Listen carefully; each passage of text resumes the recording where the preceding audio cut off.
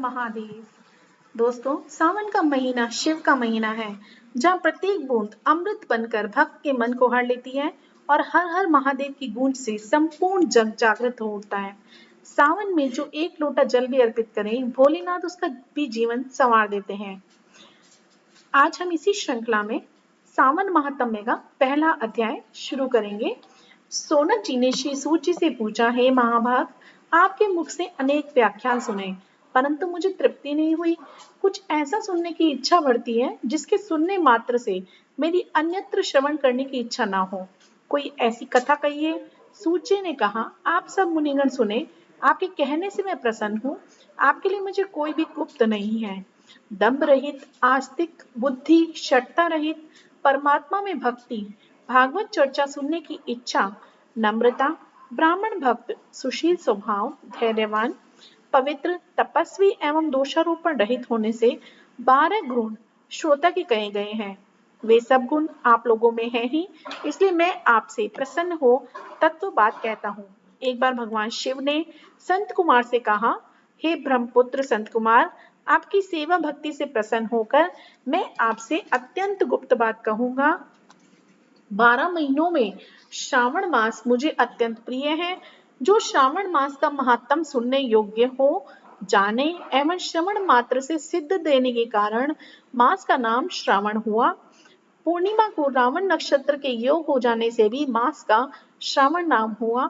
आकाश के समान स्वच्छ हो जाने से रभा नाम कहा। उस मास के धर्मों की गणना करने के लिए भूमि पर कौन समर्थ हो सकता है, जिसके संपूर्ण फलों को करने के लिए ब्रह्मा हुए। जिस श्रावण मास के महात्म्य को देखने के लिए इंद्र हुए। भगवान अनंत ने जिसके फल को कहने के लिए 2 सहस्त्र जीवा धारण की। अधिक कहने से क्या लाभ। इस मास को देखने तथा कहने में किसी की भी सामर्थ्य नहीं है।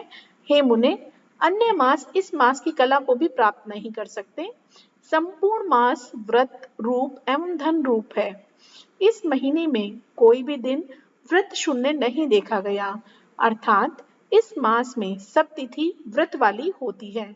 संत कुमार ने कहा, हे भगवान, आपने जो कहा, इस मास में तिथि भी व्रत शून्य नहीं है।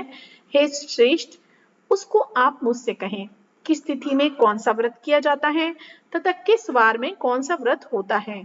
उस व्रत का अधिकारी कौन है, फल क्या है, विधि क्या है, किस किस ने इस व्रत को किया, उद्यापन विधि क्या है, देवता कौन है, पूज्य कौन है, पूजन सामग्री क्या है, प्रधान पूजन किसका है, जागरण विधि क्या है, किस व्रत का कौन सा समय है।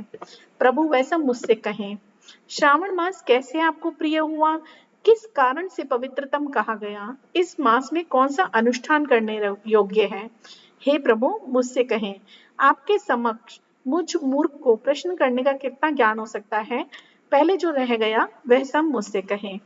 इस तरह से संत कुमार ने अपनी बात कही।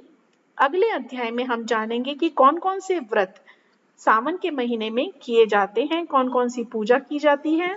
अगर आपको ये अच्छा लगा हो तो प्लीज मेरे चैनल को लाइक, सब्सक्राइब और शेयर करें। हर हर महादेव।